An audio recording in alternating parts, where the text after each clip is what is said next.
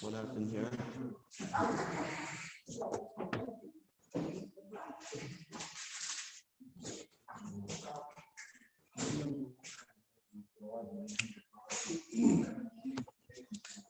All right.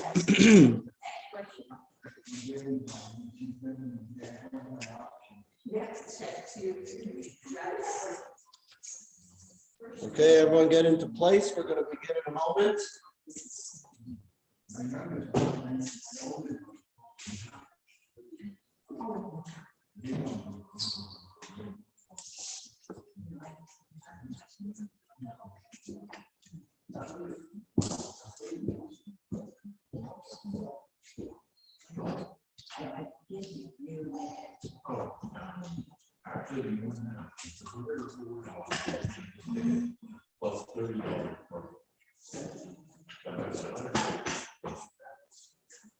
And there's a tourist tax, so that Greek work going to be more like that. Oh, everything in there is really live. More than free. Okay, we got online. We have Lee, Jack, Ronan. Welcome everyone here in person. Thank you for joining us today. We are going to begin in just a moment.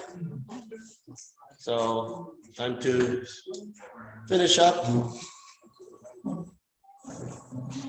breakfast.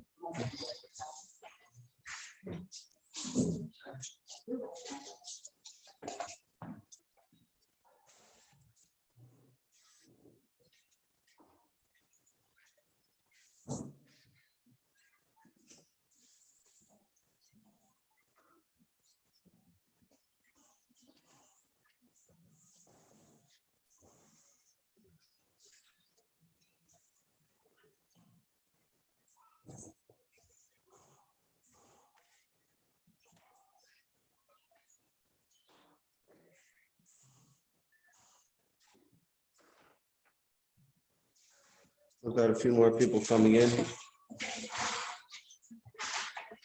So how's everyone been? Enjoying the cool weather?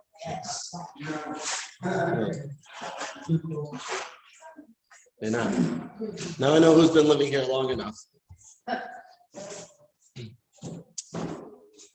Shirley, we still got a couple people coming in. Now what you see on your table, I'm going to share the screen for those of you online.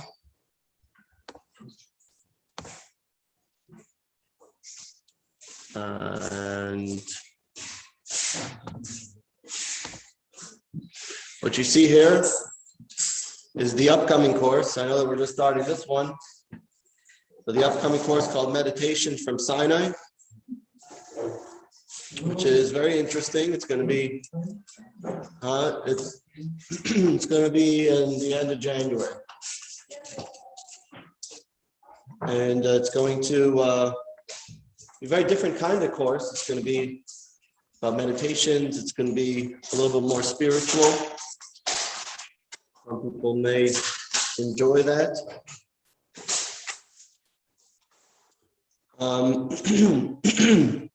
It is 11 o'clock. On the old time, it's 12 o'clock. So I was waiting to see if anyone would come thinking that it's the old time. But everyone's keeping up on track, because today, if you open up your phones, and you see the phone already automatically updates it. So we fall behind. That means that we have to use out the extra hour that we have as an opportunity. Right? We got an extra hour. We got to use it out.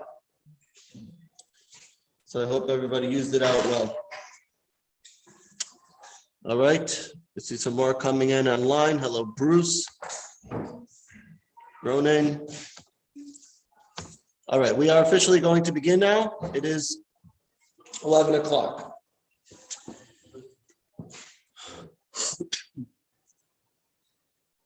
This is a very important course, one that's becoming more and more, for better or for worse, is becoming more and more relevant.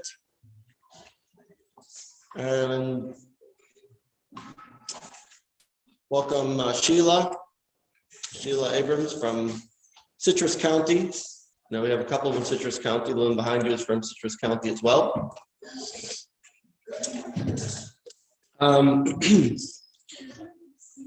And how many people here, by raise of hands, have felt that they've ever had a personal anti-Semitic incident? Okay, about half the crowd. Okay. How many feel that anti-Semitism is on the rise? Okay. And by the way, those of you online, feel free to answer as well. And also, I will say, those of you online, just use the chat box to raise your hand. Okay. You can use the chat box if you have a comment or something to say. Okay, for those of you online. Those of you in person, we're going to try and be a little bit patient as far as the online goes. We're trying to run sort of 2 classes at once. So we're going to try and, yes, Lee. Okay. So this is a very groundbreaking course and very important issue. Something which is, on one hand, ancient, mind-boggling, poisonous hatred that continues to cause the Jewish people much grief and suffering. To tell a story, sorry about the voice today. To tell a story about a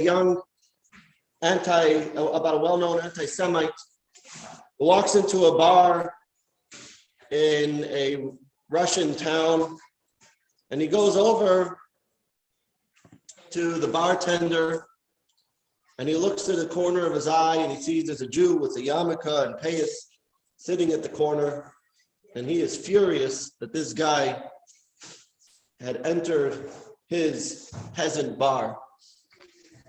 He goes over to the bartender and says, "Everyone in the bar, free drinks except for that Jew right there." Everyone gets a free drink, and the Jew just smiles. He is furious. Why is the Jew still happy? You guys gave it away. Well, the Jew is the one that owns the bar. Sorry for those of you online. They gave away the joke. So my friends, they say the story was told that there was assassination of Tsar Alexander in Russia in 1881. The government official approaches a rabbi and says, "I assume you know who was behind it." And the rabbi says, "I have no idea, but I'm sure the government will blame the Jews and the milkman." So he says, "I don't understand. Why the milkman?" He says, "I don't know. Why the Jews?" Video, is that me? Camera on? I don't have a camera on anyway.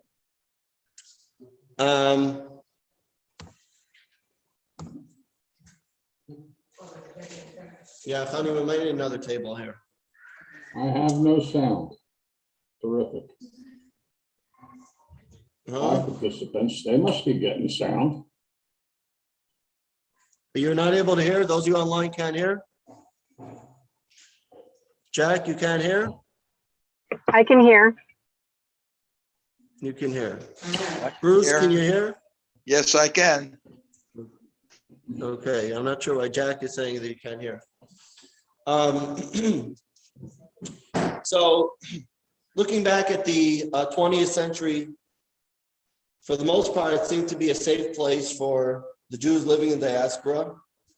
And then, particularly in the West, we're concerned about those living in Israel, for those in the Soviet Union, and for those in Europe. But we all see that things have been changing over the last few years. If you take a look in your book, did everyone open up their book? And for those of you who have been to our previous courses, you'll see that the book this year is a beautiful full-colored book, something that we didn't have in the past. So some of you have been in the past, you've seen only black and white.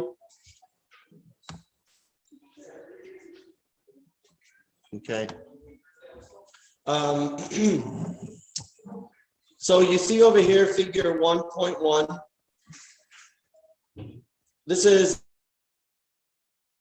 a recent UK 2009 report indicates that a record number of British Jews have considered leaving the country, and almost half of British Jews refrain from outward signs of their Judaism, which is quite alarming. You see in 2019, in the past 2 years, I have considered leaving Britain due to anti-Semitism. 31% said yes. Compare that to previous years, which was less. Look at figure 1.2. Due to anti-Semitism, I try to show visible signs of my Judaism when I go out.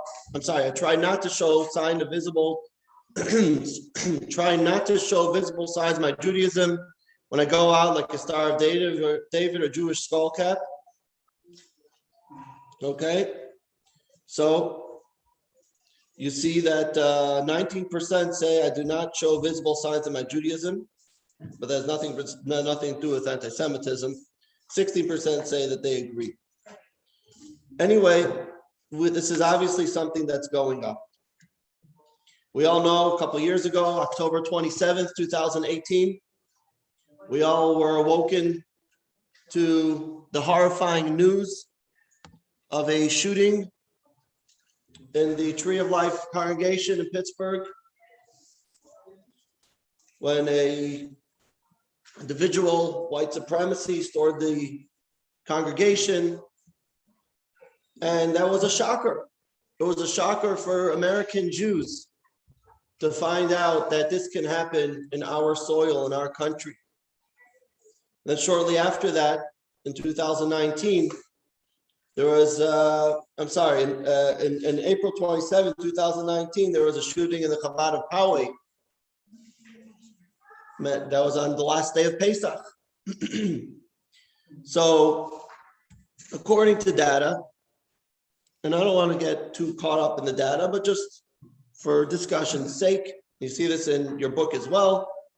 In 2019, there were clearly more incidents, 2,107 anti-Semitic incidents, which is significantly more than there was until now. By the way, the highlighters are for you to keep. You could use them in your book if you want to highlight certain things. The main thing is to take the message on the highlighter, proud to be a Jew. For those of you who are online, if you want to pick one up, you can pick one up.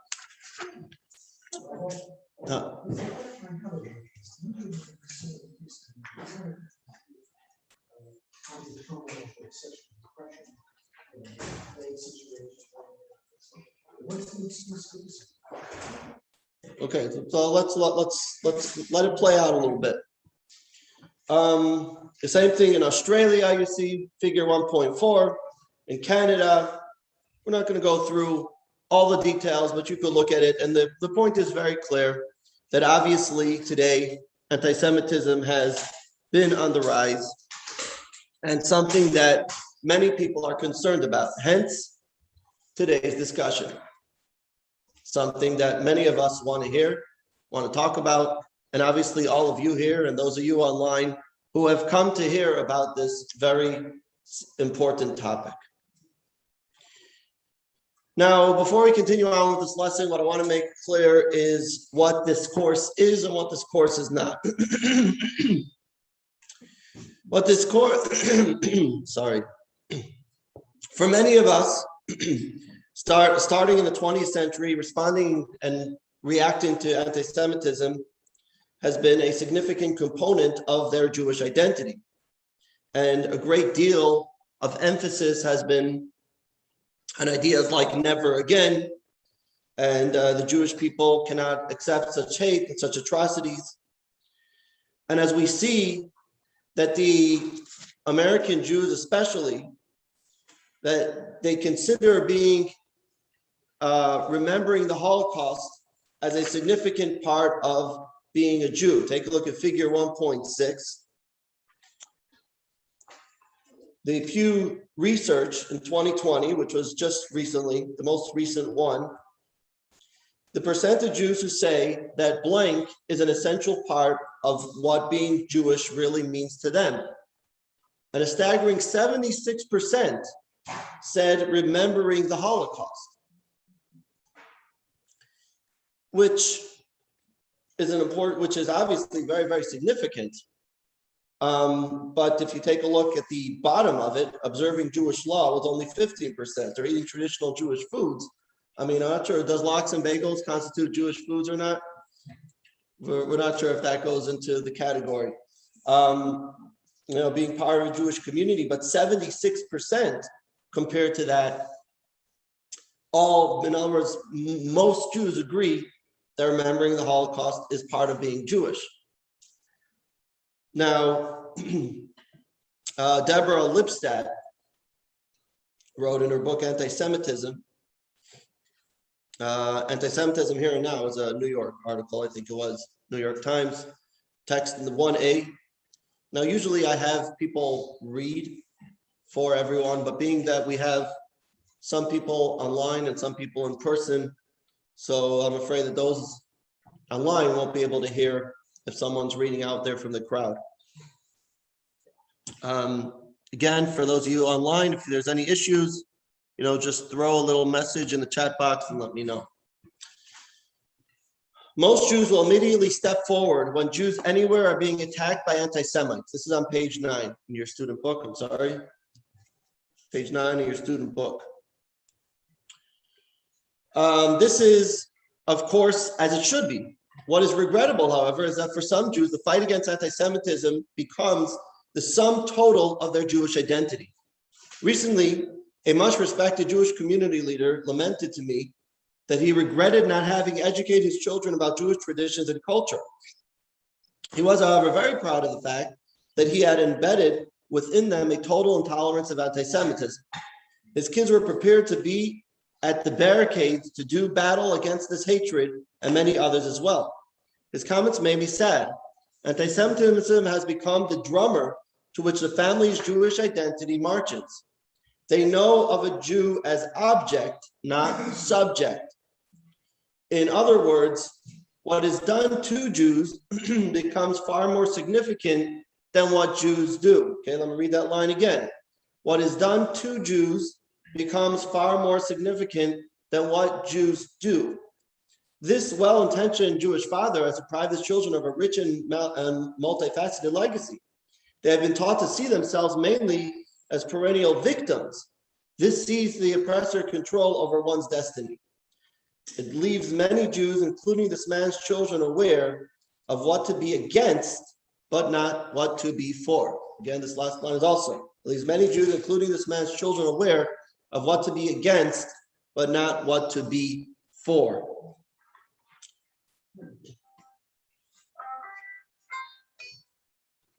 Sorry about that.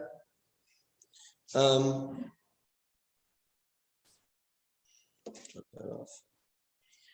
Another Barry Weiss, some of you may have heard of her. She was also New York Times, I don't think she is anymore. She said a line like this, she says, the Jewish people were not put on earth to be anti-Semites. Okay, another very powerful line. We're not put on earth to be anti-Semites. So this is the first line. What is done to Jews becomes far more significant than what Jews do. Right over here, you see the picture putting on the bandage.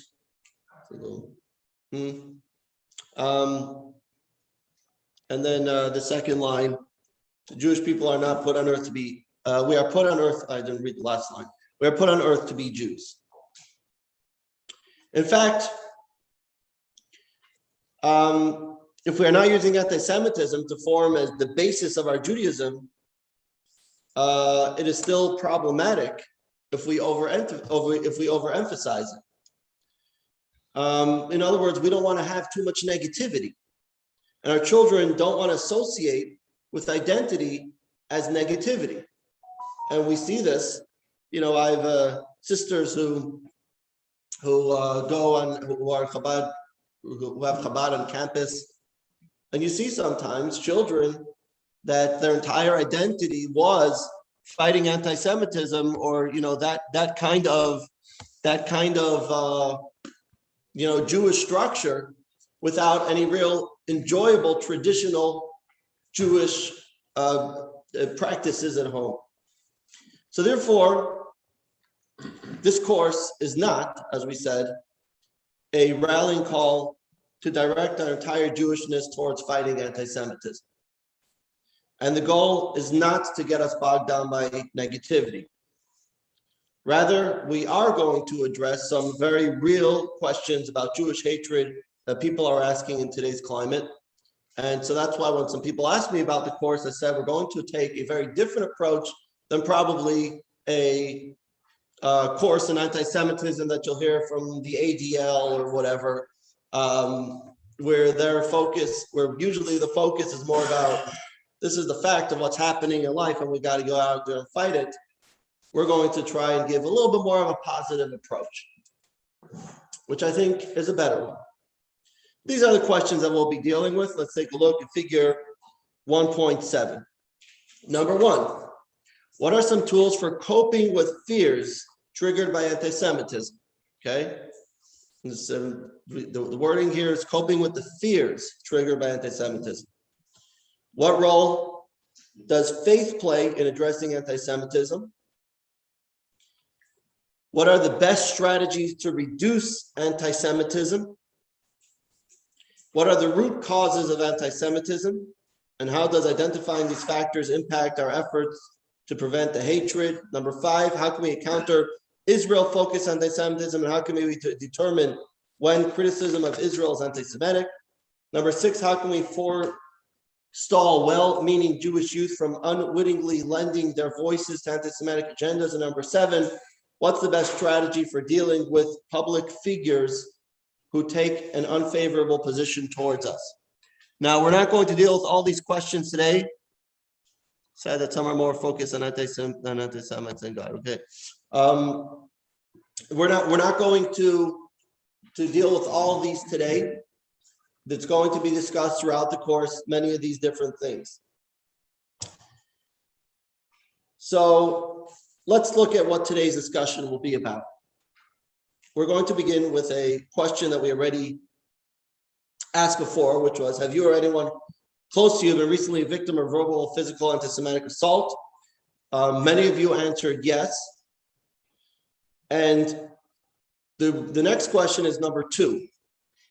What were your immediate feelings after the incident? And number 3, what were some actions that you or others around you took as a result of the incident? You can answer this, and if you don't feel that there's something personally to you, you can answer it as an incident to someone else. Well, what did you feel when you saw the attack in the synagogue, the Tree of Life synagogue, right? Something like that. But this is important to understand that we're going to look at more our response rather than what they're doing. I'm going to give you a moment to answer this, and if someone wants to share 1 or 2 points here, feel free to do so. Yes?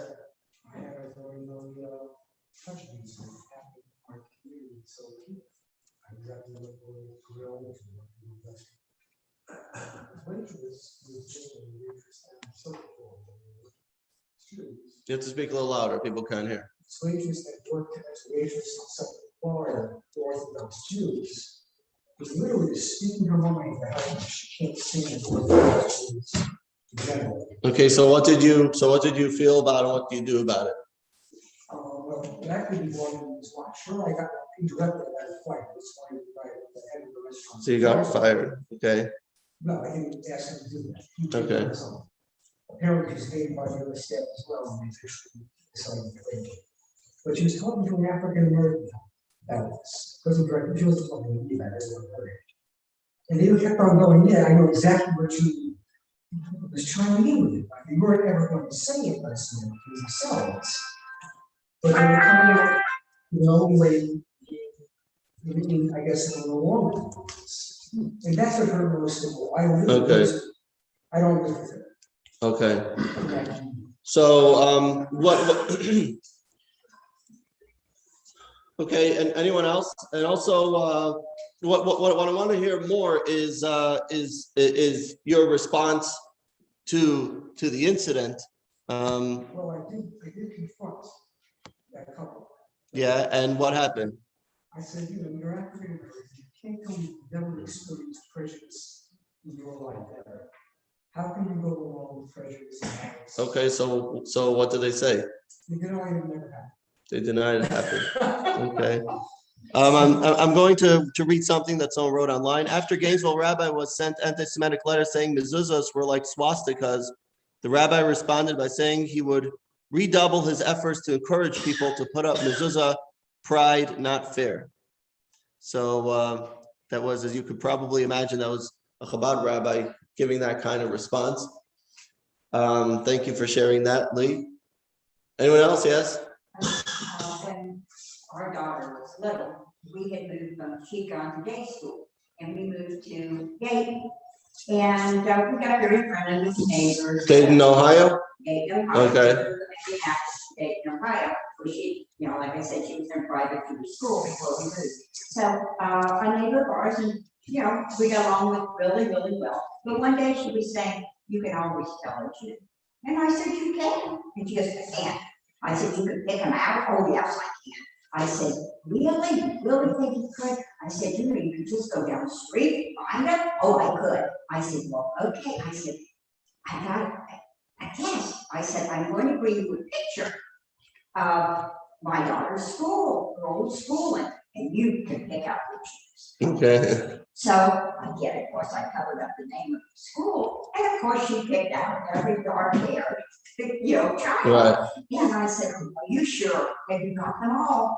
You don't want enough that you might let one get away." "Oh, I do." I said, "You're sure?" And she said, "Oh, yeah." Then I pulled it off, and I said, "They're all Jews." And she said, "Oh, I never thought about it." I said, "Yes, because we come from different." We have all different backgrounds and colors, right? So instead of getting angry with her, I said, that we're people just like you're Irishmen, different Irish look different and stuff. And she laughed and we laughed, and she never ever made another comment like Right. that. To you. Right, okay. Right. It's not a problem, and not to another Jew. Which I'm actually do more good. All right, thank you. Okay, one more. And then we're gonna move on. When I was a kid, I had a summer job in the movies, and the manager of the movies had a daughter, and we worked together for a very long time. We were very friendly. And one day she made a bad remark about the Jewish people, and I said to her, "But I'm Jewish." She was very taken back, and she thought, "But you're different." You're different, right?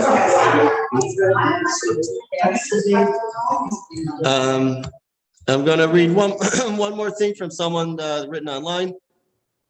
Thanks. I've lived in Brooklyn where Jews are being physically assaulted. I organize Krav Maga classes, Israeli self-defense. Be confident and proud, not fearful. Okay. All right. So let's begin with the feelings. They say late night. There was a couple, Baruch and his wife, Fega. Baruch couldn't fall asleep. His wife says, "What's bothering you?" He says, "I have to pay back a loan the next day to Yankel, the neighbor, and I have no way to pay back the money." She says, "Don't worry, I have a simple solution." She gets up, she takes out the phone, she calls Yankel. He says, "What are you doing? It's the middle of the night." She says, "Just don't worry." He says, "Hello, Yankel? Why are you waking me up 3:00 in the morning?" She says, "My husband Baruch, he doesn't have any way to pay back the money tomorrow. I'm sorry. Good night. Goodbye." He says, What do you do?" He says, "Don't worry. Now he'll be the one to worry about it, so you don't have to." So there's always a matter of perspective of how we deal with our fears. And what we're going to try and do is to channel that in the right way. The Talmud says, text number 2, is stated in the book of Ben Sira, Do not allow anxiety into your heart, for anxiety has killed the mighty. King Solomon said the same. If there is anxiety in your heart, squash it. And typically when we become overly concerned about a situation or a problem, then we constantly focus on what's going to happen, what might happen, and we're always worried about the future. And this can drag us down, and it can make us worse, it can make us depressed, it can make us fearful of potential threat. And this is something that, number one, you don't want that allowing these things and these threats to completely bog us down and completely take us over, that we're afraid. And as we said before, for example, people are afraid to walk in the street with their yarmulkes.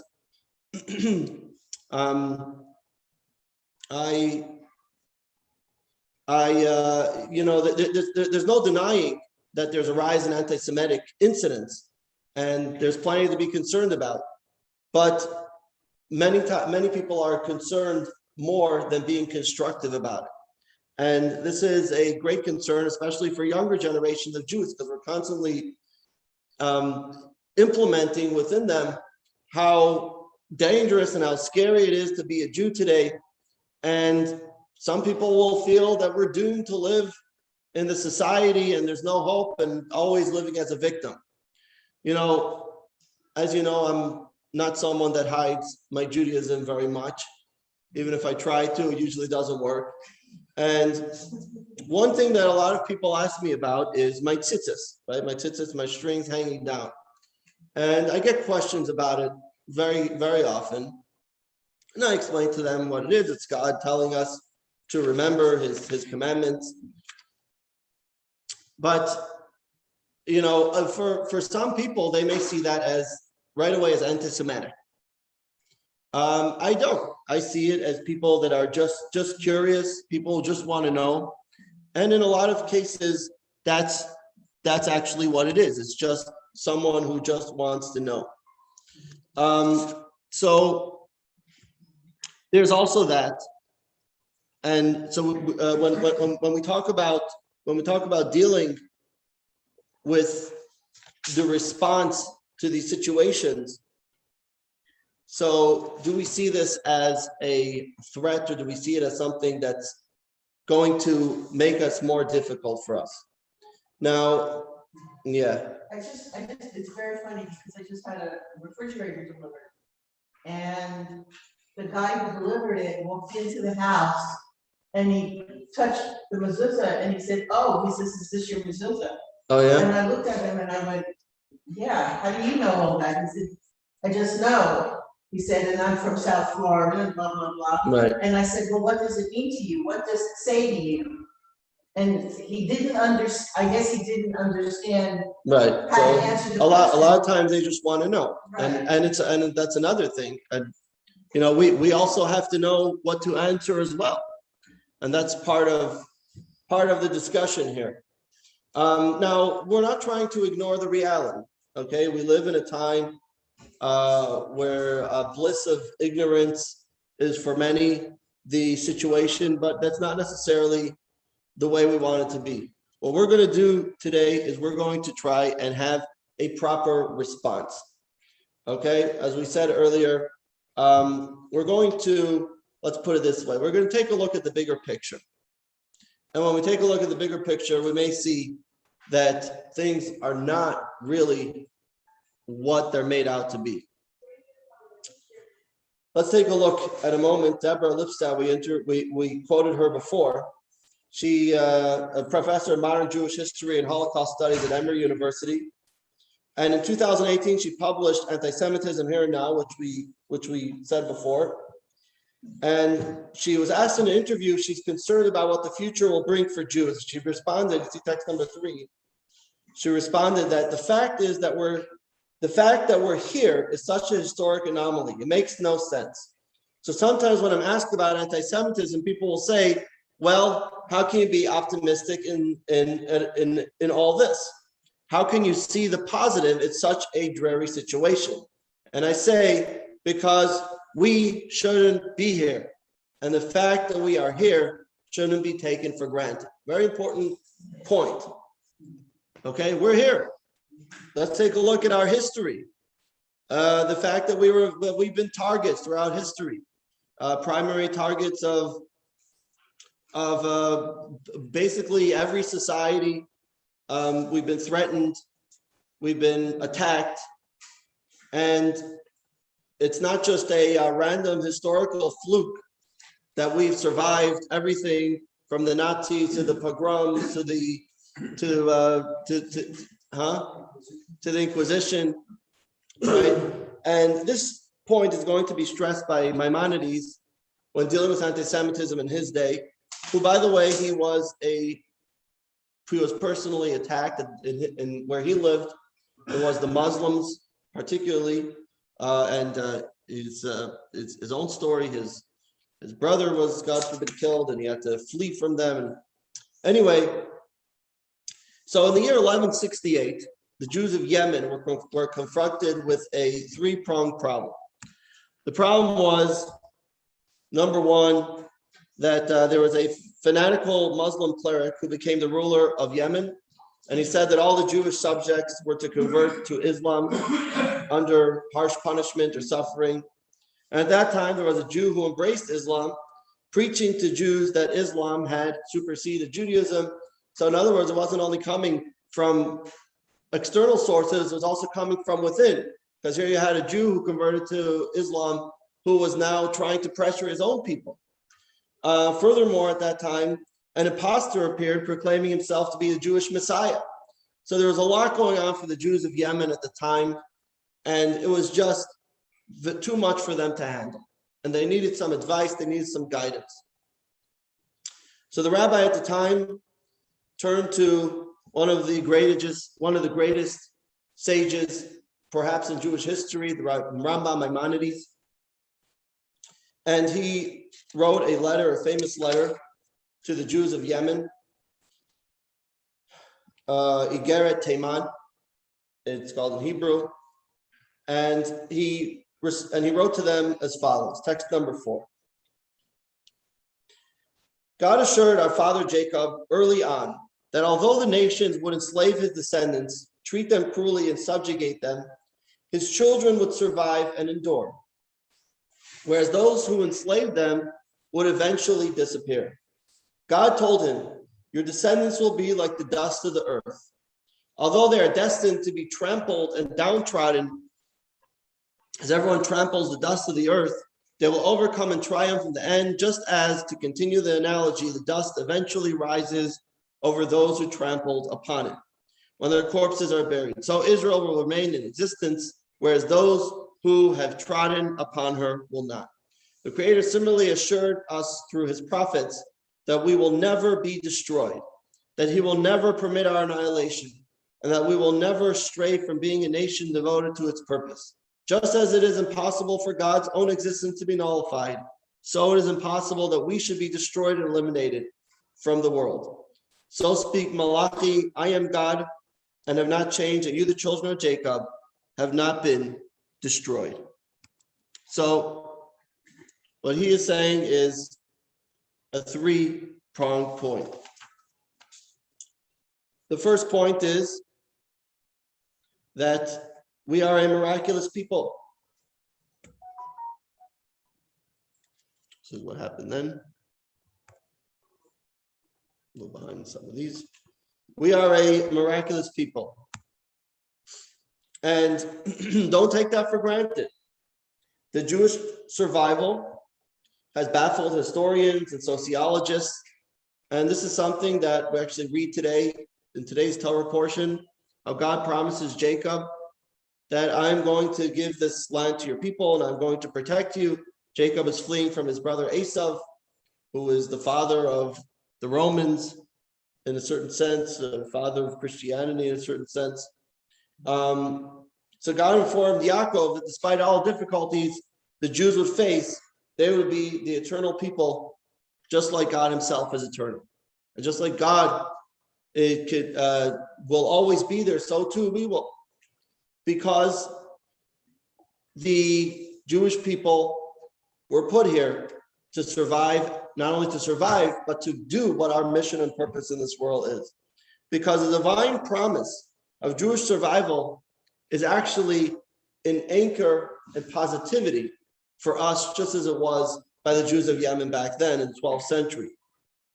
And the Rambam's letter actually had its desired effect. The Yemenite Jews remained faithful to their religion, and they didn't fall to the trap of those trying to force them in other ways. And so that's what we have to know, that we will survive, that we'll be strong, and that we are perhaps a supernaturally eternal nation, and that should trigger this inner pride that we have. Okay. So now that's number one. Number one is we're a miraculous people. No. It's not working out well for me. Okay. Number two. No. Number one is the miraculous people that we have from the teachings of the Rambam, Maimonides. Number two, it's not really so clear anyway. Number two is consider the full picture, as we said before. And what you may see now may be a little bit surprising, and you may have different feelings about this. But as I said, we're not trying to diminish the facts. We're not trying to diminish the situation and the world that we live in. What we are trying to do is to help you see the whole picture in a better way, to bring a little bit more serenity to us and not so much fear. So you could say it's great to know the Jewish people will survive, but I fear that along the way, God forbid, there's going to be a lot of suffering too, just as happened with the Jews in Yemen. And it's hard to say that nothing, although Jews survive technically as a nation, but there's still many things that happen to us along the way. So in this regard, let's take a look at a few facts of life in our current situation. Number one, compared to previous generations, the recent rise of anti-Semitism is coming from individuals and not from the governments. So I was talking to someone recently where they say back in the time, it used to be that Jews were not allowed to own certain businesses. Jews were not allowed to live in certain places. The governments themselves were the oppressors. Think about Jews living in Russia. Think about Jews living in other places in Europe. Today, we're going to soon see a video about Russia. We're going to see actually two videos about Russia, one from the past and one from now. But today, it's very different. We're not being oppressed by those in power. There are those Unterweltniks, like you call them in Yiddish. They have their own little thing going, and they are and they're bringing about their attacks in their ways that they're doing. And another point to consider is that there has actually been real progress made, perhaps not regarding specific anti-Semitic individuals, but in the overall view that we have in the approach to anti-Semitism. And you said before about, you pointed out before about the story with the class, right? How can we determine which is a Jewish kid and which is not? And that's because Jewish stereotypes about Jews is something that was already there. As you see in figure 1.8, these were stereotypes about Jews that typically people say, all right, Jews stick together more than other Americans. Jews always like to be ahead of things. Jews are more loyal to Israel than America. Jews are as honest as other business people. Jews don't care what happens to anyone but their own kind. Jews have too much power in the United States today. Jewish businessmen are so shrewd that other people do not have a fair chance of competition. Jews are more willing than others to use shady practices to get what they want. Jews have a lot of irritating faults, all this kind of stuff. But what we'll actually see is that while there have been perhaps anti-Semitic incidents, But in a survey amongst Americans, they found that despite the uptick, only 11% of Americans agreed with 6 or more of the above statements. And this is drastically less than 29% of Americans who believed in 6 or more of these statements. So there's two truths. The truth is there is a rise in anti-Semitic attacks, but there's also a decline in intensity of anti-Semitic attitudes, which means that, yes, there are anti-Semitic attacks, but they're coming from much fewer individuals, and they're coming in a much less organized fashion. Now, that's from the ADL. The ADL poll, let's read text number 5. It's heartening that attitudes towards Jews have improved over the last few years and historically have declined significantly in America, says Abraham H. Foxman, ADL National Director. On the occasion of our centennial, it caused us to take a broader perspective, to appreciate how far we have come in 100 years. In 1913, there were no surveys like this, but anti-Semitism was rife in public and private expressions, universities, jobs, neighborhoods. In 1964, when we did our first survey, we found that 29% of Americans held anti-Semitic views. So we and America have made real progress, because that's compared to only 11% today. Now, as I mentioned before, it's true that there are anti-Semitic incidents that have risen, but not anti-Semites. Okay, whose number is actually declining. And what seems to be happening is that a lot of them are are coming out of the closet, and they're more willing to go public and engage the public in anti-Semitic actions. There's been this caravan called Goyim.tv. I don't know if you've ever seen them. They go and they set up shop in front of shuls and things, and it's obviously a small group, but a lot of it has to do with internet. That people they sort of find each other because of social media, Twitter, Facebook, that allows themselves to mingle between themselves. So there's less of them, but the incidents may become more because they're more coming out of the closet, if you will. So our minds should be large enough to contain these two truths, to realize that on one hand, even though the anti-Semitic incidents are happening, and we're not trying to ignore that, that is a fact. But on the other hand, in the same league, we are better than we were in the past 2,000 years with regards to the suffering. And so there is positive news here that we need to focus on. Yes. Maybe because of today, but I don't think we should have a false sense of security. Well, I think this could change. So you're correct. We're not, and that's what I'm saying. We're not denying the fact, but this is not so much as about how do we fight anti-Semitism. That's more the job of the ADL. Our job is more how do we respond to it, and we're going to soon see how to deal with that. This is something interesting that you may find. The most often repeated two-word phrase in the entire Tanakh, Tanakh means the Torah, is the word al tira, do not fear. It appears in the Bible 44 times. It appears in, including in the plural sense, 70 times, and including tense variations, 110 times. Al tira, do not fear.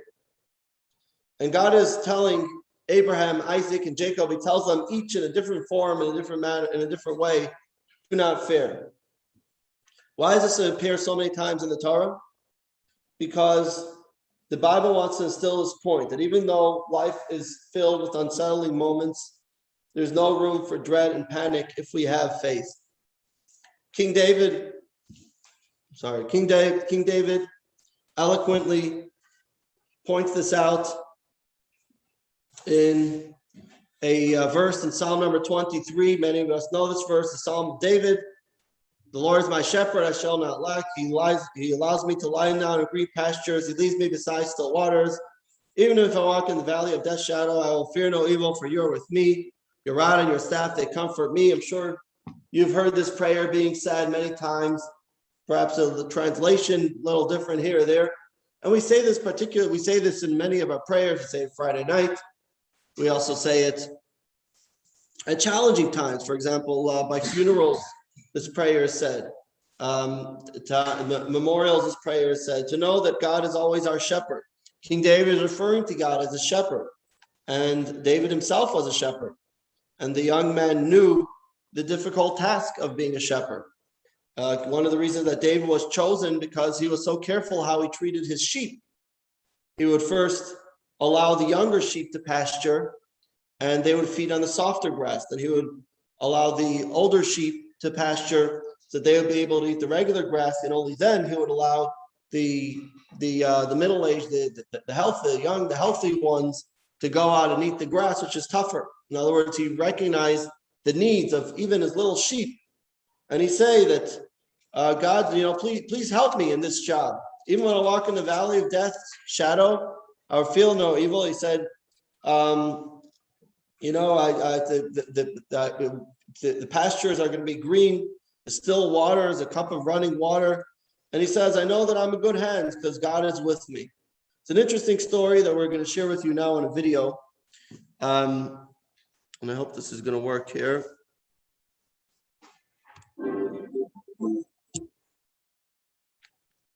Let me play this here.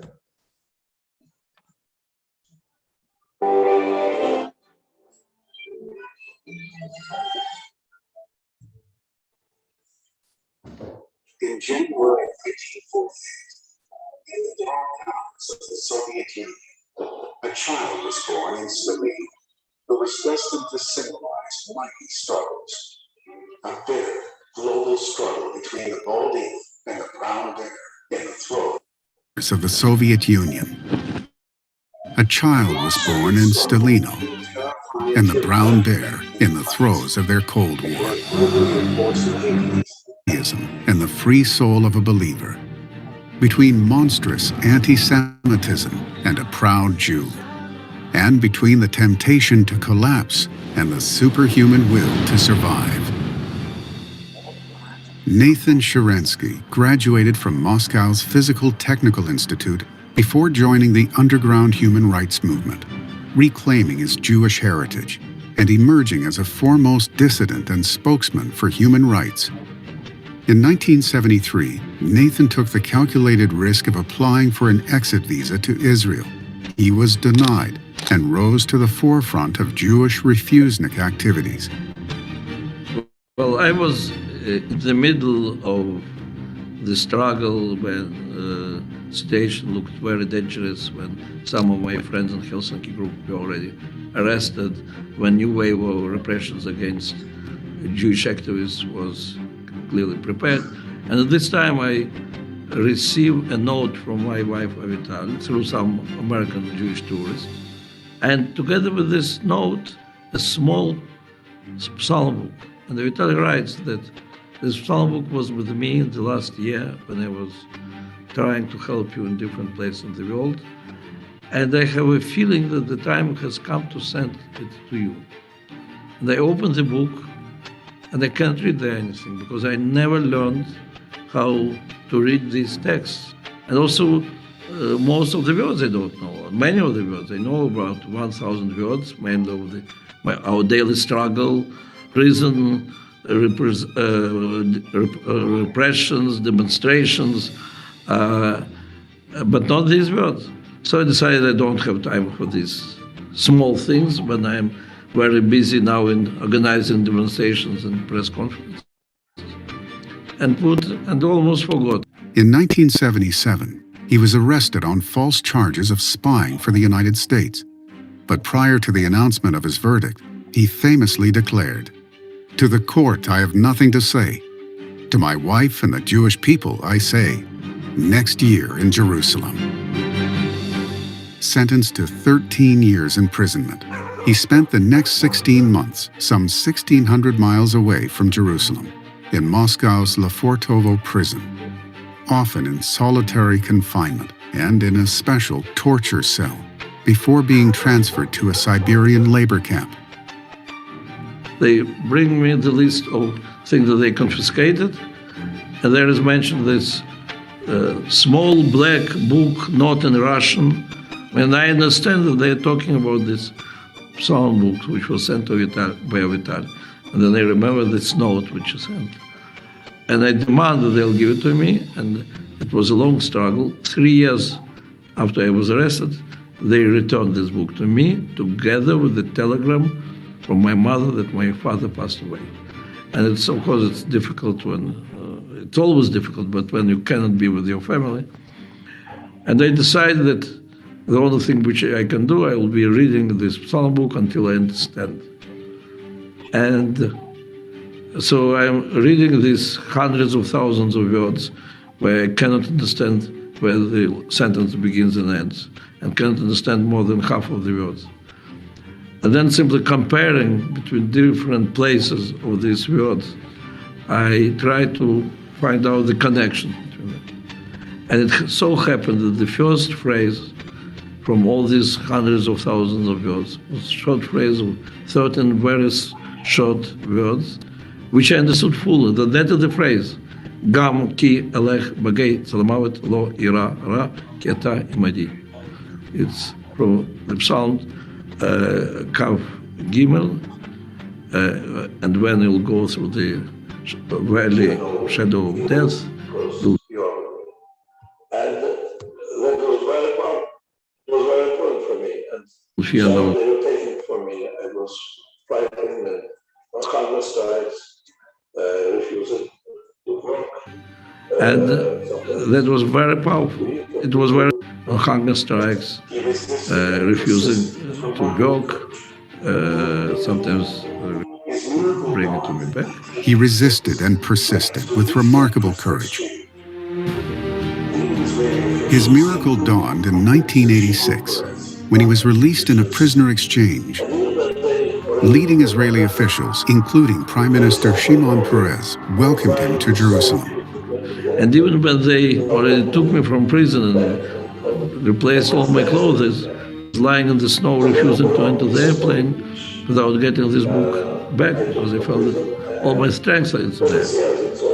So that was the only piece of property which I took from prison, and all these years it's always with me, and it gives me a lot of strength. The Hebrew phrases in Sharansky's Petite Black Book were authored 28 centuries earlier by King David, who reigned from the splendid city of which Sharansky dreamed, Jerusalem. It was he who crafted the powerful line of prophetic poetry that lent indestructible hope and undefeatable strength to endless generations of Jews in distress. Even if I must tread through a valley forged by death's own shadow, I will fear no evil, for you are with me. A fountain of eternal confidence generated on behalf of each Jew in every century in the face of the mightiest and most monstrous obstacles. You are not alone. God is with you. Walk with confidence. The Creator of the universe stands guard at your side. For those of you listening online, let's try again. For those of you listening online, I know there's some issues with the video. If you go to myjli.com/antisemitism, you'll be able to see the videos. Those of you here as well. If you want to see the video again, you can go there after the class, you'll see it. So this is a very important lesson, that even though I walk in the valley of death, whatever it is, there's a feeling that that we have to have some faith. You have to have some trust in God. The feeling is there's a challenge, that we feel there's no precedent to base one's trust? And the answer is that we have to realize that everything that we have is a blessing. Everything that we have, the very fact that we're alive is a blessing. We say also in the Havdalah ceremony, we begin by saying from the prophet of Isaiah, indeed, God is my deliverance. I'm confident I shall not fear, for God is my strength and my praise, and he has been my salvation. Now I know, does this mean that everything's going to be smooth sailing? Not necessarily. Does this mean that King David didn't have any challenges? He did. He said, even though I walk in the valley of death, he was saying, I'm walking in the valley of death. He's saying, I'm walking in a very challenging place, but he's saying, God, you're with me. Your rod and your staff, they comfort me. This is evoking the fact that although we may not understand clearly everything that's happening, and it may not be something that we completely understand, but we know that God is with us, supporting us, and so on. And the very fact that we could speak with someone, the very fact that we could share our feelings. Many of us know that just by speaking to a friend about a situation helps out. The very fact that there is just a shoulder to lean on, someone that's there listening. So we have to know that God is a real presence, and just like in King David's consciousness is there by us as well. And God is here throughout the long exile, and we know this to be fact because, as we quoted before, we shouldn't be here. And we know that we're meant to be here, we should be here, and each and every one of us sitting in this room are meant to be sitting in this room right here now. Text number 8 in the Sifri says, whenever Jews are persecuted, the godly presence is, so to speak, persecuted along with them. As it is stated, in all their pain, he is pain. God is saying, I'm with you.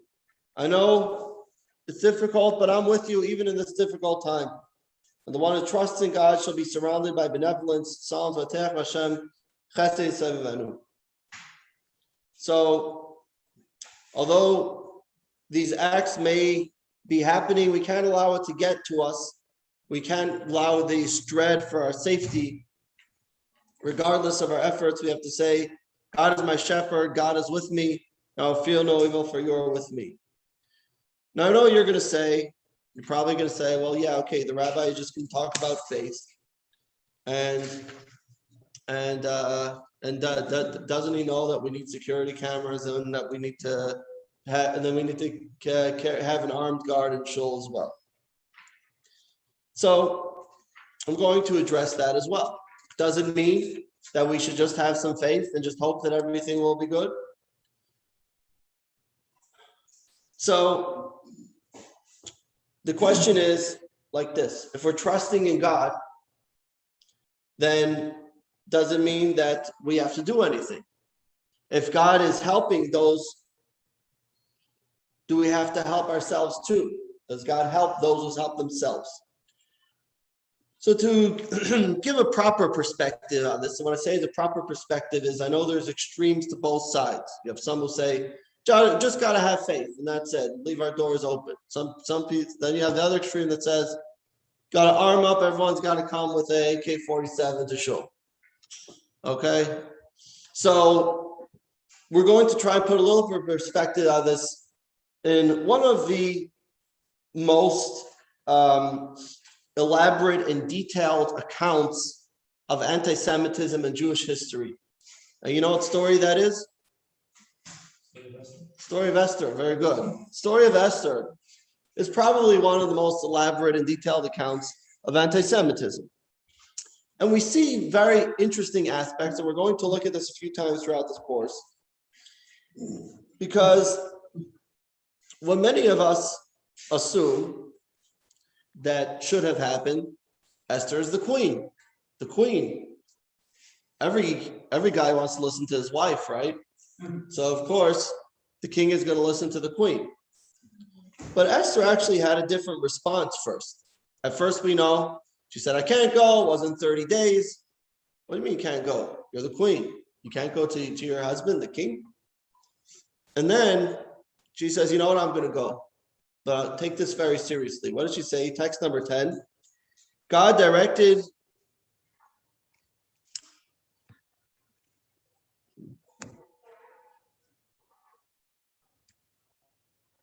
sorry, just going to move this ahead. Okay, here's where we're going. Esther dictated a message to be sent back to Mordechai. Go and assemble all the Jews who live in Shushan. Let them fast on my behalf. Let them neither eat nor drink for 3 days, night and day. I and my maidens will fast likewise, and then I shall go to the king, although it is contrary to the law, and if I'm to perish, I shall perish. Mordechai went ahead and implemented all that Esther had commanded him. On the 3rd day, Esther donned her royal apparel and stood in the inner courts of the king's palace. Now, you say this is a very good diplomatic gesture. This is diplomacy. So what does Esther say? I'm going to fast. Fast for 3 days. Now, this is her expression of commitment to a more spiritually guided life. But we all know, how do we feel after 1 day of fasting on Yom Kippur? And all running to the food table to quickly get a quick bite. But we know the fact is that fasting is something that diminishes your charm, diminishes beauty, diminishes appeal.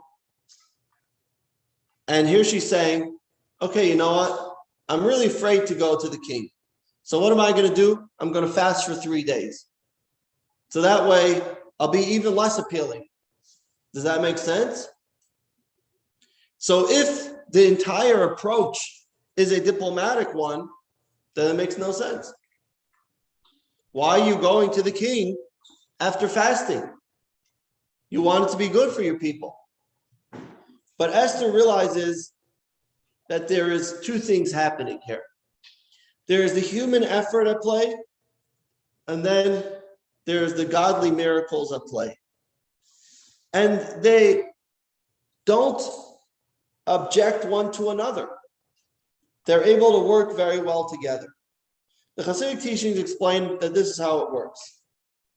You had 2 different kinds of miracles. You had the miracles of the Jews in the desert, where God literally provided everything.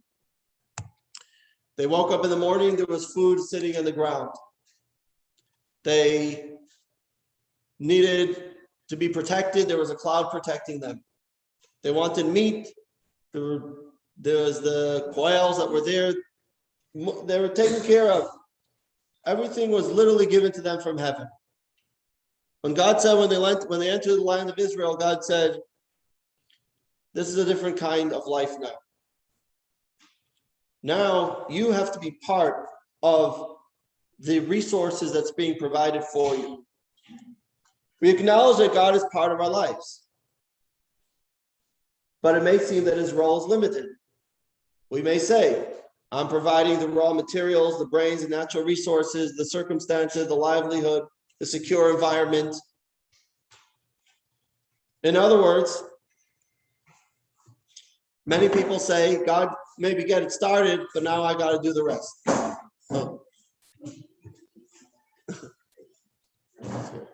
Oh.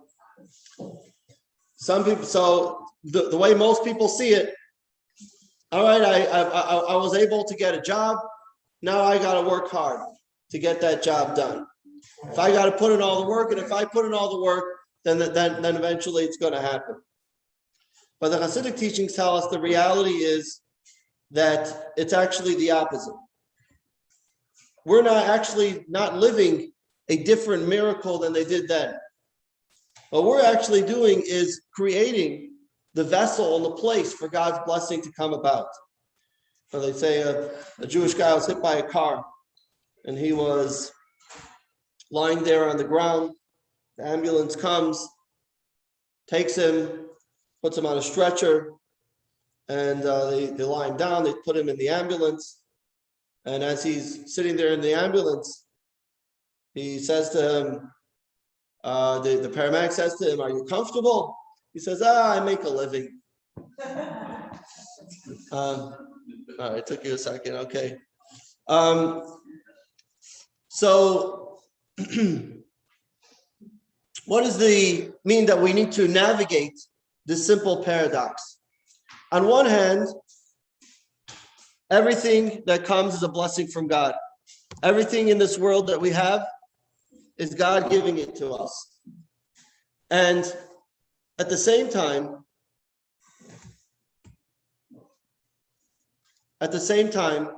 we have to know that everything that we have is from Him.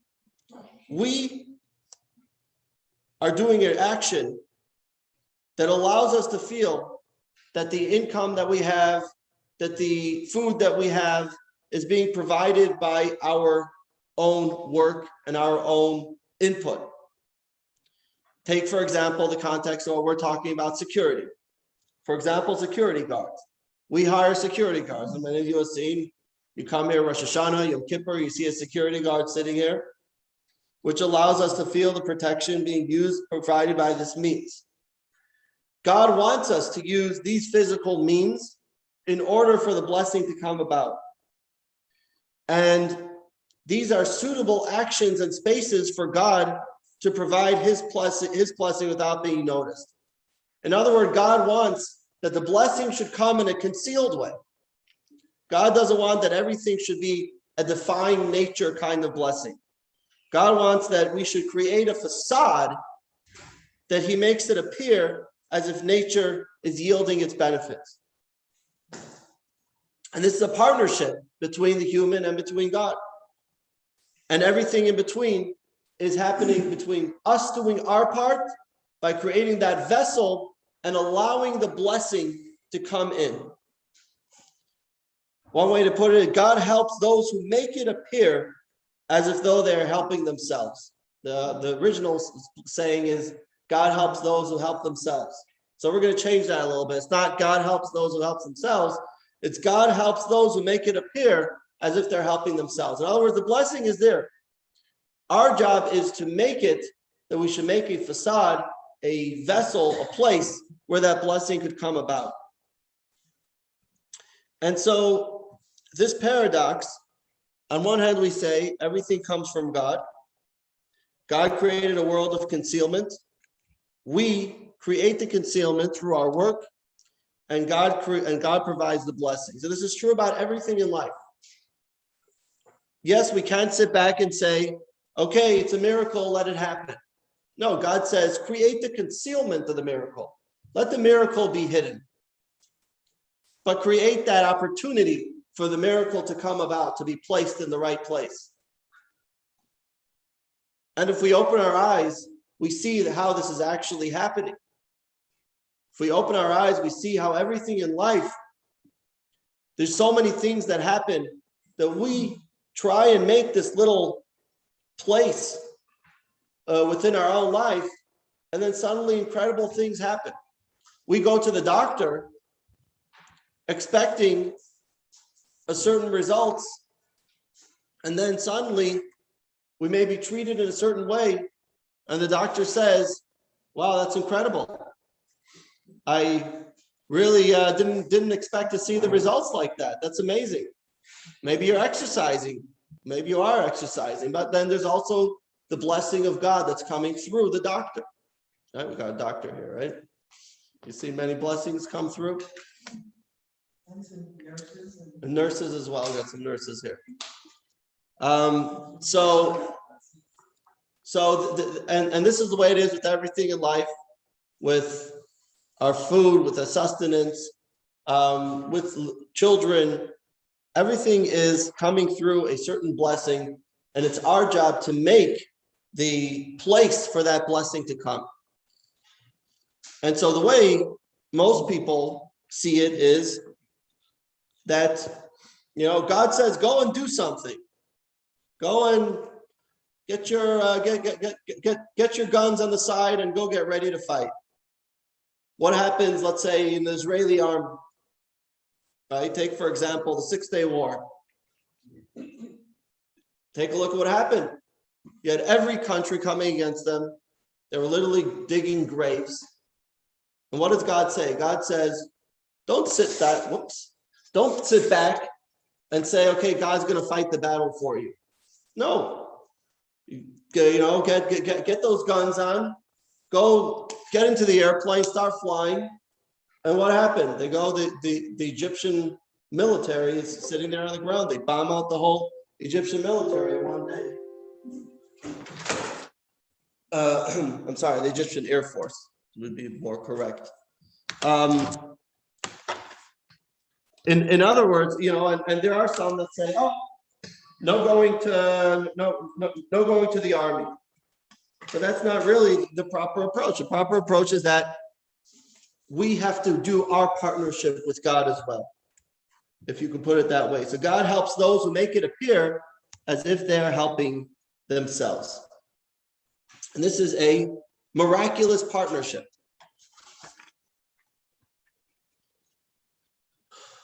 I'm going to read this text. It's a little bit of a long text. I'm going to read it through quickly. You can read it afterwards yourselves as well. This is from the third Chabad Rebbe known as the Tzemach Tzedek. His name is Menachem Mendel as well, but it's not referring to the Rebbe now. It's referring to the third Chabad Rebbe. Everything that comes into being in this material world must materialize through natural means. This is text number 11. Nature, however, is simply a garment, meaning God's energy bringing things into existence must be dressed, concealed, and obscured to the point that our observer sees only a world that appears to run naturally. In truth, however, everything emerges directly from God himself. He obscures the divine bestowals until the miraculous and supernatural reality of material existence is not observable and material developments seem perfectly natural. When, for example, God provides an individual with an ample livelihood, it is done through a miracle, as it was in Sinai Desert when God rained manna and meat from the skies. Rather, God sends the blessings through the individual's business affairs.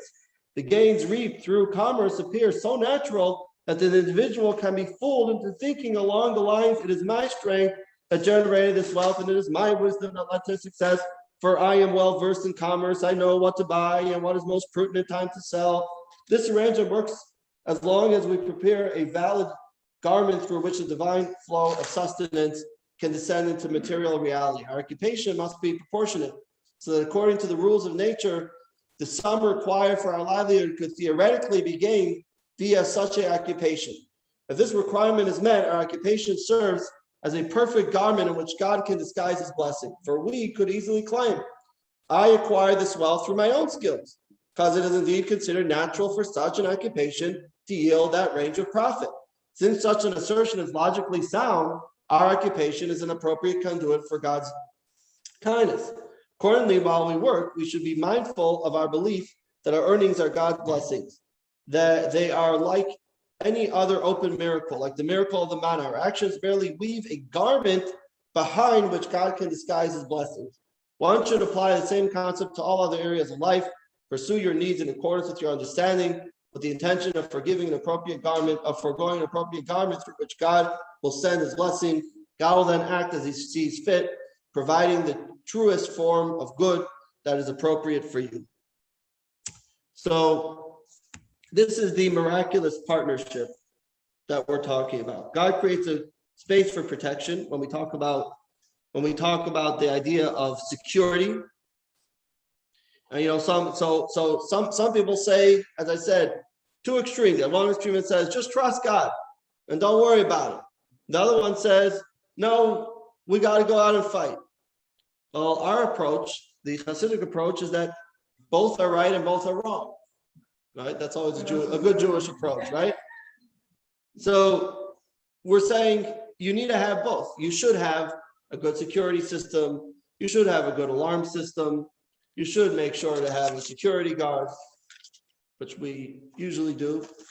But at the same time, know that ultimately it's not those things that are protecting. It's God that's protecting. Yes, that's part of it. That's good. But that's ultimately not where the protection is coming from.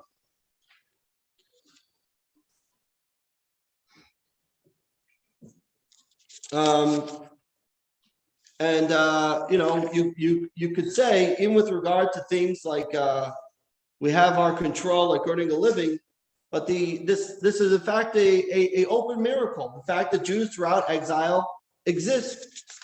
And you could always give explanations of why it was and how we survived and how the stories work. But ultimately, to know that everything that happened was ultimately a miracle, and everything that we have today is a miracle. And how do we see this? We see this from the story of Esther.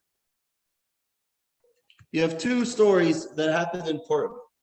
The first one is how the whole story began with, when Jews attended the feast. That was how the original, the original whole story was. That why was there this decree? Because the Jewish people attended this feast. Because what was the people that attended the feast? What were they saying? They were essentially saying, if we want to be protected, we have to listen to the king. Right? That's what they said. We have to go to the king to show respect, and then he's going to treat us well. And in future courses, we're going to talk about diplomatic relationships. We're going to talk, future classes, we're going to talk about how we should actually approach diplomatic relationships. But on the other hand, Esther, what did Esther do? Text number 12. Esther's conduct demonstrated that she considered her act of approaching Achashverosh a mere garment for God's salvation, knowing that it would in fact be an entirely supernatural miracle. It's therefore necessary that the Jews first pray and fast to become worthy of such a miracle. Nevertheless, because God desires that the supernatural salvation should appear to be within the natural order, Mordechai instructed Esther to make an appeal to Achashverosh despite the grave risk. Consequently, it's not of great significance for the features of the garment to meet all the demands of the natural order, for the primary concern was not the medium through which God's salvation would arrive, but rather the need to ensure that the cause of salvation has been secured. And I said, it's not that you're talking over here about dealing with the people, of course, through nature. If you want to look at the story, and most people look at it and say, I don't understand. Esther's a queen; she can do whatever she wants. And nevertheless, we see that this is the approach that she had. So Esther realized that those part of the story bring about the salvation that actually caused the very opposite. And so when we're talking about living in the society today, and many people say, living in such a safe country or living in such a safe place, these are all good things. But we have to know at the same time that it's a very miracle, the very fact that we live here. And it's a very miracle, the very fact that we have the opportunities that we have here. And everything around it, everything that happens on a day-to-day is just ways of creating a facade, of creating a place, a vessel of where these blessings could come about. And it's a garment of which this miracle could hide. Quick question, because we don't have much time. Yeah. So one of the teachings, God's name is not mentioned in the book of Esther. Right. And it's a similar concept that God is hiding the miracle. Very good. We're going to get talk more a little bit about the book of Esther, because it's so much the story of anti-Semitism. There's so much that can be learned from that book. Where the concluding text here is an interesting one, but I need to give a little bit of a background. It's been very well documented, and anyone who's been coming here for a while has probably heard this in the past, that the Lubavitcher Rebbe maintained a pretty robust dialogue, mostly behind closed doors, with Israeli leaders about security matters. And Bibi Netanyahu himself actually said this publicly at the UN a couple of years ago when he spoke at the UN, and he talked about what the Lubavitcher Rebbe told him. He said, you're going to be in a house of lies, and you have to be a light in this house or whatever. But he spoke with many diplomats, Israeli diplomats, in different times, and some of them listened to his advice. Some of them, unfortunately, didn't listen to his advice. But it's just interesting to note the fact that they came to this rabbi, recognized he's not just a rabbi, but one who has an insight, not only in the spiritual aspect, but in the physical aspect. I think it was Yitzchak Rabin who said after he met the Rebbe that this man knows more about the Israeli military policy than most generals in the Israeli army. That's what he said after meeting the Lubavitcher Rebbe in person. He said he knows more about what's happening with Israeli military than most generals in the Israeli army. So it wasn't just coming to another rabbi. And what happened was in April 23rd, 1990, there was Eliakim Rubinstein, who was an aide to Prime Minister Yitzchak Shamir. He called the Rebbe secretary, Rabbi Binyamin Klein, who was from the Rebbe Secretariat. And he said a brief message. The message was that the Israeli intelligence had received reports that the PLO, remember them, the PLO, that they had issued orders to strike Jewish targets around the world. Now, many of you don't know of any date in April 23rd, 1990, where the PLO strike Jewish targets throughout the world. And perhaps this is the reason why it didn't happen. Text number 13. This is, I'm sorry, a little bit more background. So after the Rebbe came down for the afternoon prayer for Mincha, and after the prayer, he addressed the crowd, and he said as follows, and there's a recording of this as well. He said, about an hour ago, I received word that the PLO commanded all of its international chapters to strike Jewish enemies and inflict bodily harm, and much more may never become to be. We will not elaborate on such negative things. It is therefore necessary to underscore God's abundant blessings to all Jews in all places for all that they need, with an attitude of happiness and authentic trust. Special emphasis should be placed on the well-known directive, think good and it will be good. Positive thoughts lead to positive outcomes. It's appropriate to utilize this information, not to frighten God, and add more in matters of Torah and mitzvahs.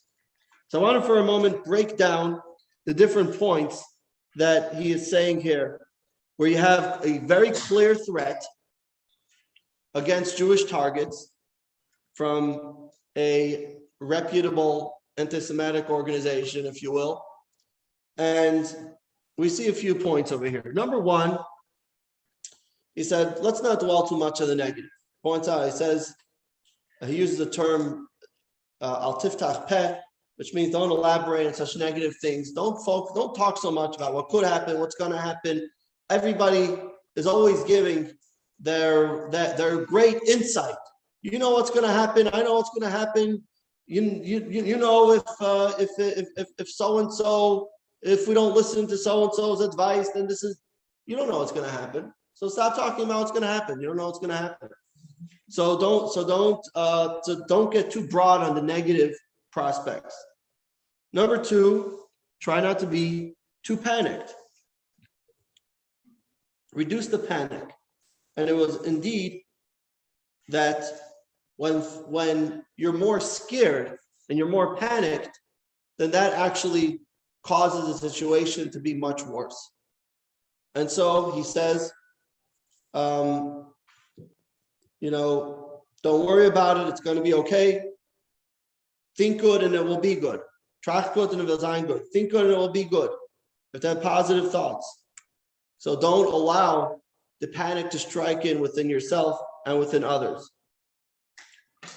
And also, just because fear is useless, just to sit in fear, what do? You sit at home and twiddle your thumbs? That's not going to help you. Number three, you have to have trust in God. And worry less, believe more.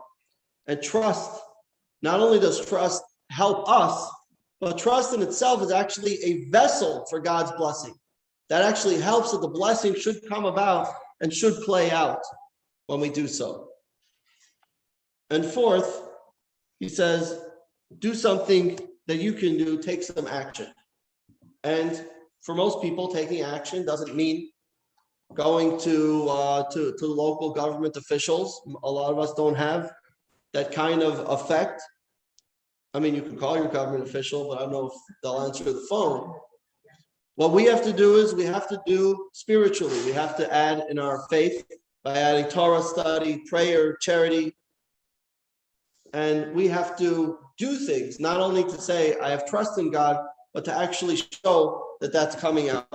Because knowing again that our true source of protection, God's protection has to be in that way as well. And has to come in things that we do as well. And, they did whatever they did at that time. And again, he never told the Israeli military, you stand down, God is going to protect us. No. He talked many times about strategies that the Israeli military should use. And it's fascinating. If you're interested, you could watch a lot of these interactions, a lot of these interviews with individuals. You go to Chabad.org to their videos and you search about Israel, the Rebbe in Israel. You see many interviews with those in the military. But the idea is, number one, we have to have less panic, less negativity. We need more faith, more optimism. And not only is it that just to make us feel good, it's not that it's just making us feel good.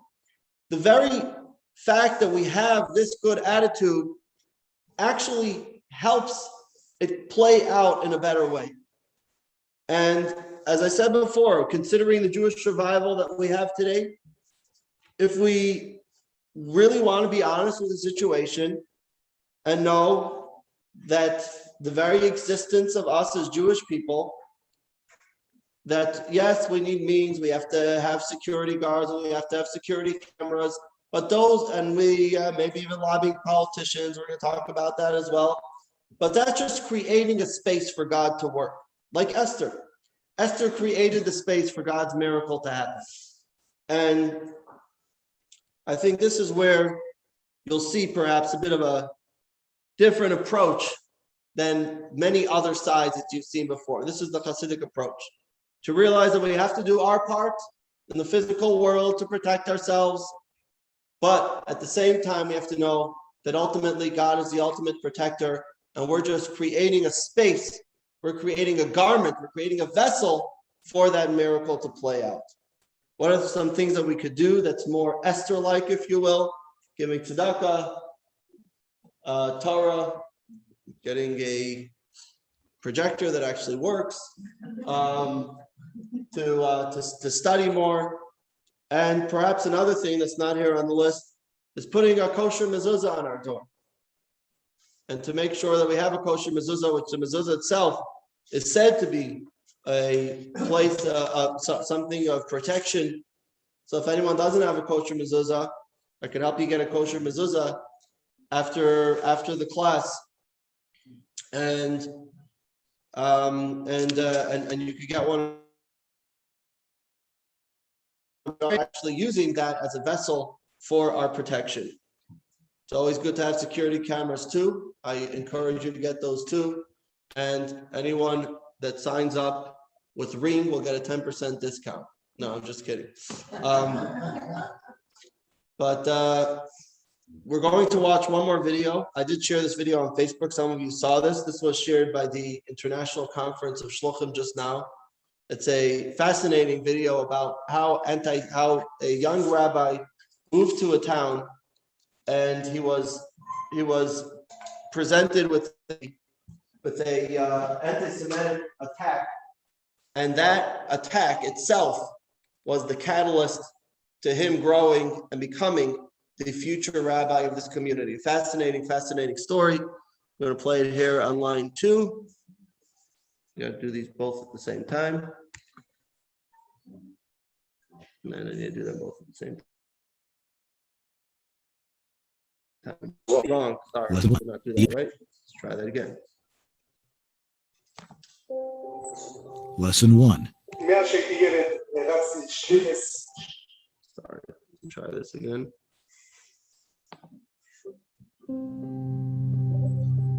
מאז שהייתי ילד הרצתי שליחס, שלוחים, וחלמתי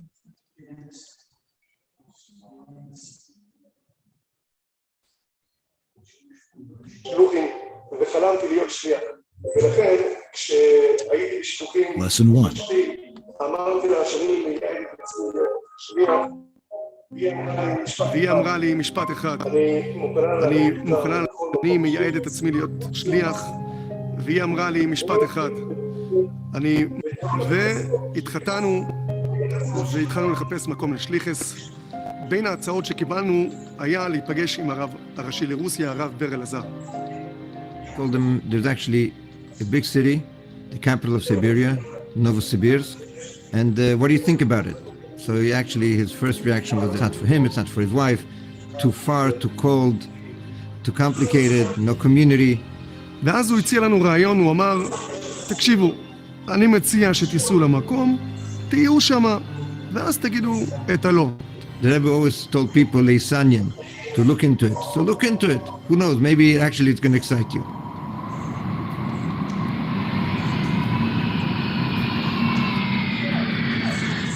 הגענו לנובוסיבירסק, ורק כשהגענו לפה הבנו מה זה סיביר, היה כפור של 30 מינוס, ואז שאלתי איפה נמצא בית כנסת, שזה המקום הראשון שרציתי לראות. מה שאני רואה, בניין שהוא מת ליפול, מקום משכנם של כל ההומלסים של נובוסיבירסק, ושירותים בדלי בחוץ. זה כל היהדות של נובוסיבירסק, עיר שלישית בגודלה ברוסיה. הגיע פורים, חגגנו, הזמנו כמה יהודים שאפשר, ואז יומיים לפני שאני טס בחזרה, החלטתי להגיע לבית כנסת, להתפלל. אני פותח את דלתות בית הכנסת, חשבו עיניי, פוגרום בבית כנסת. סידורים על הרצפה, חומשים, והדבר שהכי כאב זה לראות ספר תורה זרוק על הרצפה. כמובן שהריאקציה שהייתה לי זה דמעות בעיניים.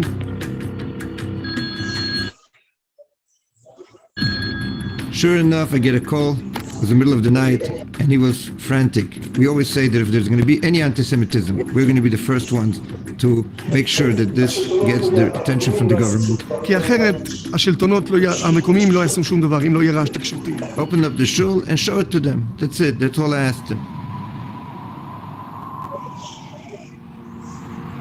כעבור שעה הגעתי, בחוץ כבר מחכים כלי תקשורת. איך שהגעתי ישר הם התנפלו עליי, הכניסו אותי פנימה לתוך הבית כנסת עם הפוגרום, הצמידו לי מיקרופונים, מצלמות טלוויזיה, מסיבת עיתונאים מאולתרת. השאלה הראשונה ששאלו אותי, האם אני הרב של נובוסיבירסק? כמה זמן אתה בנובוסיבירסק? ובגלל מה אתה בו? הסיטואציה הייתה נראה לי סוג של חלום, לא הבנתי מה לי, בחור בן 24, במדינה זרה, ללא שפה, ואני בעצם מייצג פה את כל הקהילה היהודית, ברצוני או שלא ברצוני, ולתת איזשהו מענה לסיטואציה הקשה שבעצם כל הקהילה היהודית נמצאת בה. וחשבתי לעצמי באותו שנייה, אם אני לא הרב של נובוסיבירסק, אז מה בעצם אני עושה פה? ועניתי, כן, אני הרב של נובוסיבירסק. אני לא נמצא פה הרבה זמן, אני נמצא פה תקופה קצרה, על מנת להיות רב ליהודים פה בנובוסיביר, שלא היה כאן רב. והמטרה היא להיות רב בבית הכנסת, שיהודים יבואו ויתפללו וילמדו תורה כמו שצריך. ואז שאלו אותי מה התוכניות שלכם, אמרתי להם, אצל יהודים יש את האמרה הידועה, כאשר יענו אותו כן יפרוץ. לאנשים האחראים בעירייה ובכל מקום, שבאמת יעשו כל מה שביכולתם, שלא יקרה עוד פעם כזה דבר, כי דבר כזה שקורה בעיר זה דבר מאוד מאוד קשה ומאוד מאוד גרוע. ובאמת האפשרות היחידה שאפשר לעשות את זה, שבאמת סוף כל סוף יהיה מקום שאפשר לבנות בית כנסת גדול, ושם יהיה ביטחון כמו שצריך, ולא כמו שהיה כאן. He probably didn't even realize what he was saying. That was the story, that a new rabbi came to town just a week ago, and here's a pogrom. The day after Purim, Jewish holiday, pogrom, new rabbi, And of course, the story went viral, was all over the news, and was getting coverage from every possible newspaper. התחילו להתקשר אליי מהארץ, כלי תקשורת, רדיו, עיתונאים, היה רעש תקשורתי אדיר. And of course, we called people in the government and we said, listen, this is what's going on. Something has to change. הגעתי לארץ, חברים, ידידים, משפחה, כולם מתקשרים אליי, מברכים אותי על השליחות, מקום שליחות חדשה. אני ואשתי לא יודעים איך לאכול את הדבר הזה, לא הודענו לאף אחד, כי מבחינתנו זה היה פשוט טיול בסיביר. ככה עברו שבועיים, 3, חודש, חודשיים, ואז ערב אחד אני מתיישב עם אשתי סביב השולחן, ואני אומר לה, ואנחנו מדברים ואומרים, תקשיבי, כל העולם כולו החליט ויודע שאנחנו השלוחים בנובוסיבירסק, חוץ מאיתנו. He realized that the words that he said on the rabbi here in the synagogue, and the rabbi here in the city, wasn't just, by chance. This was what the rabbi was telling him, that this is your shlichus. It's difficult, but that's what we're here for. If it would be easy, many other people would be doing it. וככה החלטנו שאנחנו יוצאים לשליחות בנובוסיבירסק. When I look back at our own life and our own shlichus, yes, there were days that wasn't easy. We had pogroms in Moscow, building burned down and firebombed, and people getting attacked. There was a time there was no food and no education for the children, actually no nothing. Maybe connection with this holiday, they wanted to ruin our holiday. We're going to celebrate anyways. And you think today, these anti-Semites who burned down the shul, they gave us the opportunity to build something much bigger. מעולם, בחיים לא הייתי מגיע לנובוסיבירסק, חד משמעי. בדרך כלל, פוגרומים הבריחו את יהודים והשפילו יהודים. ובמקרה שלנו, הפוגרום הביא את היהדות והביא גאווה לעם היהודי. He moved there because of these difficulties. Maybe sometimes these challenges is what wakes us up and says, you know what, if there are people that are fighting us, people that don't want us here, that shows how important it is for us to be here. Whether it's an anti-Semite or a difficult situation, it's actually a wake-up call to tell us how important is our work, how vital it is for us to be there, to stay there. Und eine von den Simonen muss wissen, dass es ein Schlich ist, dass hat auf drauf auf Minister wie Kubi. Also die, was darf ihm helfen, stellen ihm Stellen. Und die, was darf ihm jede Zeit verkehrt, reden ihm Obdachlosen. Is al das Guf is ein Koche, der Jeser Hore prüft sich auf allerlei Wegen, Efter wird können beim Pern, soll nicht mit keinem sein spezielle Schliches, was hat in Leben Masé. Und beschaß sehr dem Memes, wie das ist, das ist ein Schliches, nicht missbraucht werden, für die, was werden im Ort. Und sehen, die Stadt soll werden eine koschere jüdische Stadt und der Besaknesses soll werden eine koschere Schule. Und der Beis Hamede soll dort lernen, Teile bei ihrer Schamayim, wo demut wird der Eberster kommen und wird sagen, als er Scheichin Ito. Afal Piva, das in der Zeit von Golus und zusammen mit den Ebersten gehen der Chechet alle Brochis und Hatzlochis, aber wird gebencht, beborne Chayum, Sehne, und die alle Sachen seien in der Nähe von Revicho, und wir können meistens sein, in immer der Teile, wie Kie mit Zweseho, mit Techar Chovo, Besimcho, Betuv Levov. Bachar.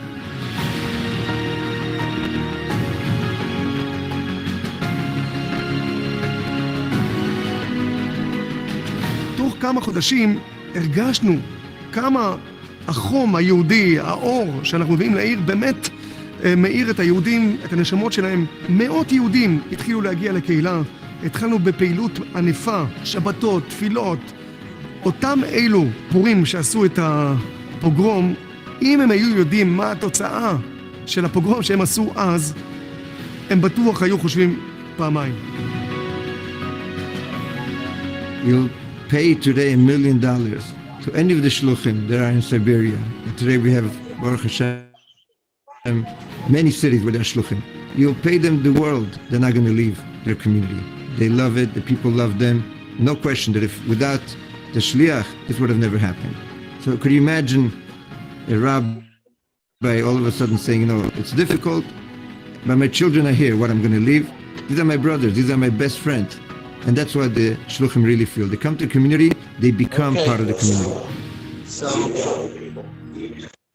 Lesson 1. The eternal people. 1. Worrying creates dejection and ineptitude. To address an issue effectively, we need to reduce the anxiety go to associated. myjli.com/anti-Semitism, and over there you can see more videos. You can see the PowerPoint that we had. Oops. Oh.